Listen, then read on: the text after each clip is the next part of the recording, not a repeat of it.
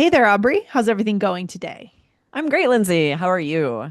I'm good. Aubrey, have you ever had a question and there was no one you could ask to find that answer? How frustrating. It is so frustrating. This happens to me a lot with French and Spanish. I'll have like random questions about vocabulary. Sometimes I'll Yeah. text a friend, but like takes a while for them to get back to me and I want my answer now. Yeah. Phone a friend, phone a friend. I Right. know. I know. That's frustrating. Okay. So, what are we getting into on the show today? Yeah, today we are going to answer four questions about the IELTS reading exam that we have been asked during webinars or from students. So a couple of these were sent to our email, support@allearsenglish.com. So if you have Hmm. questions, you can send them there as well. Our students in Three Keys IELTS get answers right away to their questions, but if you have Hmm. questions, you can send them. Maybe we'll record an episode about them. Exactly. I mean, the way to make sure you get answers again is to join the course. Join Three Keys Yes. IELTS at allearsenglish.com/KEYS. But if you're lucky, you may get your question answered here on the show. Again, don't forget to hit follow right here on the podcast. That would be a way to make sure you hear it if you do get your question answered. Okay. Yes, absolutely. So let's dive in with our first question. I'll read this one for us. Okay. So this was from Royale, asked in one of our webinars, and they said, I cannot understand the main idea of a passage after reading. What can I do? Tell me the solution for that. Great question. It is a good question. So, what do we need to know here to find the answer? Yeah, so this is interesting because as soon as I heard this question, my first thought was that if you are trying to read entire passages on the IELTS Mm. exam, you would have to read everything so quickly because you don't have time to read these very long passages word for word. Hmm. So when you're reading that fast, Hmm. not only will you not have time to find all of the answers, you might not even understand the main idea, just like Ooh. what's happening to this student. So that could be the first problem. If you're thinking, okay, this is a comprehension exam, I have to read these entire Mm. passages, you don't have time for that on the reading Yeah. exam. And I mean, frankly, that's what we might think if we're not trained and prepared, Absolutely. right? So we need strategies. If reading is not the right approach, what do we need to be able to do, Aubrey?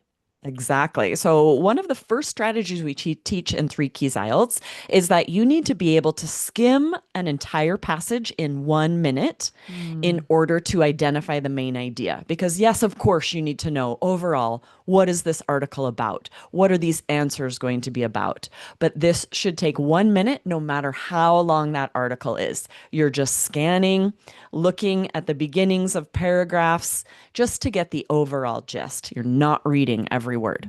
And it's really something that needs to be practiced, right? We can't just know how to do it right away. We have to practice this over and over. Exactly. Not even native speakers can do this, right? I remember when I started my college classes and I had to figure out how to skim because I would just be assigned chapters and chapters of Mm. books and I did not have time to read it closely word for word like I would a novel. You have Yeah. to learn to scan and skim to get those main ideas. Oh, reading. I remember in graduate school, the volume of the reading was Yes. incredible. It's just like overwhelming. So, Yes. yeah, we pick up new strategies. So, that is the answer for number one. If you're reading, you're doing the wrong thing, right? We should be doing Exactly. something different. Skimming, scanning. Love it. Yes, exactly. And quick note here, keep in mind that main ideas are usually in the first sentence or the last sentence of a paragraph. So this will Mm. really help you when you're looking for the gist and also for some question types that are asking you to like identify information in paragraphs. Often you're going to find it in if you just check the first and last line. You don't have to read that entire paragraph. Yeah, that is such a hot tip, right? Very hot tip. Yes, I love it. All right, what's the absolutely. second question that we found that we had Okay, from a I'll listener? read this one Mhm. for us as well. This was from the Nadadamuda. Sorry if I'm saying Mhm. your name wrong. This was sent into our support email. And Mhm. she asked, what's the best resource to improve my reading skills for the IELTS exam? Okay. And so the answer to this, I mean, first of all, a lot of things, right? So we obviously need to Yes. start to build the skills, and those are skills you learn in our course. You're building the skimming, the scanning skills, but there's other things more broadly we can do to improve our broad reading skills. What are they, Aubrey?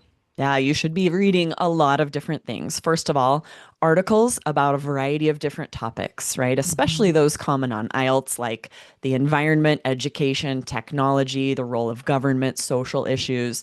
You Mhm. need to have your reading fluency be at a level that you can quickly scan an article, that you can understand the questions when you read them on the exam. But that's Yeah. not all you should be reading, right, Lindsay?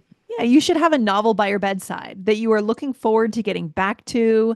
This will improve your general fluency and your vocabulary. And don't make this a task. Don't make this homework. Make it fun. Make it enjoyable, right? Exactly, right? It needs to be at a good reading level to where you look forward to it, like you said, Lindsay. It Yeah. should not be super difficult drudgery, like pushing you to where you're learning new vocabulary. It's a little difficult, Hmm. but Hmm. you want to look forward to it, so you'll actually spend time reading it. And then what about transcripts? Could those be useful? Absolutely. So when you, for example, listen to a podcast or watch a TV show, if you turn on closed captions or follow along with the transcripts, then Hmm. you're targeting both listening and reading. Mm. So this is strengthening several different skills at once for the exam. I love that. I love that idea. So good. Anytime we can target multiple skills with the same activity, it's a good use of our time as busy adults. Absolutely. Exactly. Hmm.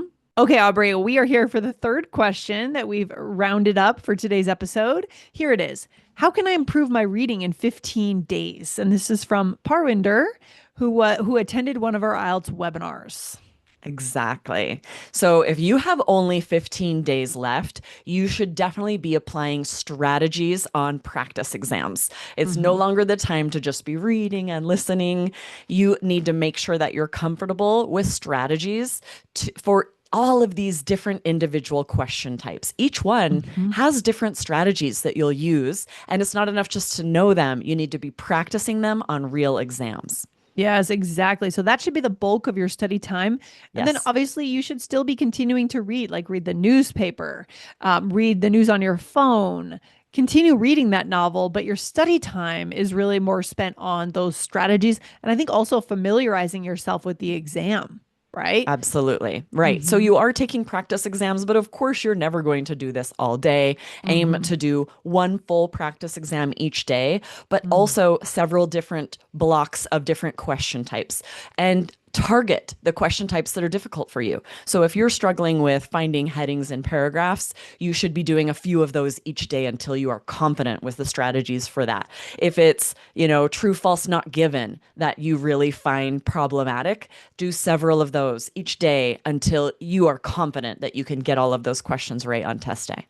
It's just really very rigorous IELTS preparation, right? It's not something Absolutely. to take lightly. It is for those students in our course that we found hit that 7 or higher, they kind of took it on as a bit of an obsession, as a bit of a full-time job. Not literally because they had their jobs, but they really put a lot of themselves into the course, into the preparation. It's not a casual thing here.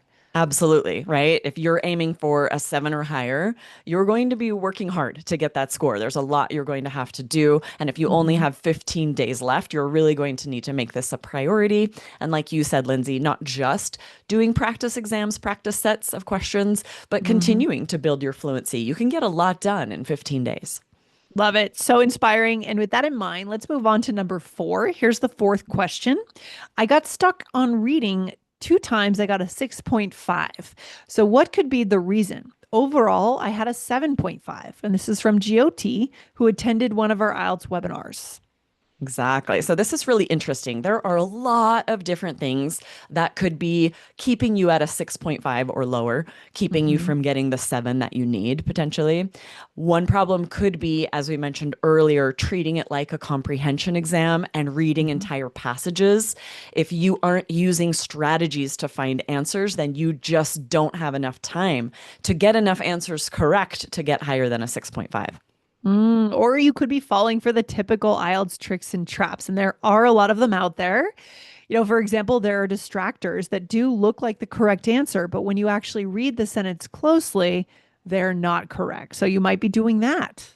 Exactly. Or another trap that IELTS test writers will do is there will be words from the question, the same words in the article, when the Mm. answer is actually found somewhere else near a synonym or a paraphrase. So that's a trap Ooh. IELTS loves to do, that you'll see the word from the question and think, oh, the answer's here, and read there closely. Not always, right? Be sure to scan for those paraphrases as well, synonyms, because most likely it's going to be a paraphrase or a synonym of the keywords in the questions.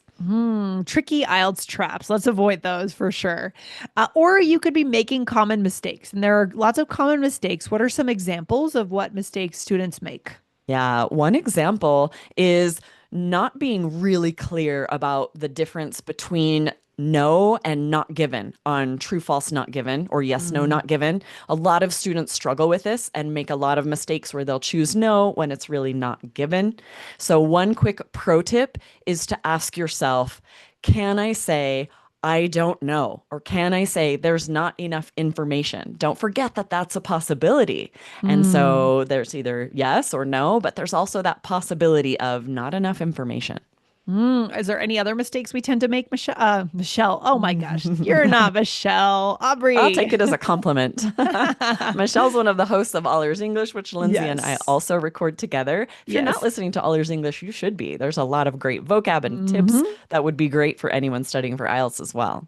100%. Anything else we need to know here, Aubrey, about common mistakes? Yeah, another common mistake is mixing up true, false, not given and yes, no, not given. So someone will accidentally write a T instead of a Y if Mm. you just kind of get in the zone and you forget which one. And that's such a simple mistake. And that answer will be marked incorrect if you put a Ooh. T instead of a Y. So little things like that can hurt your score in the end.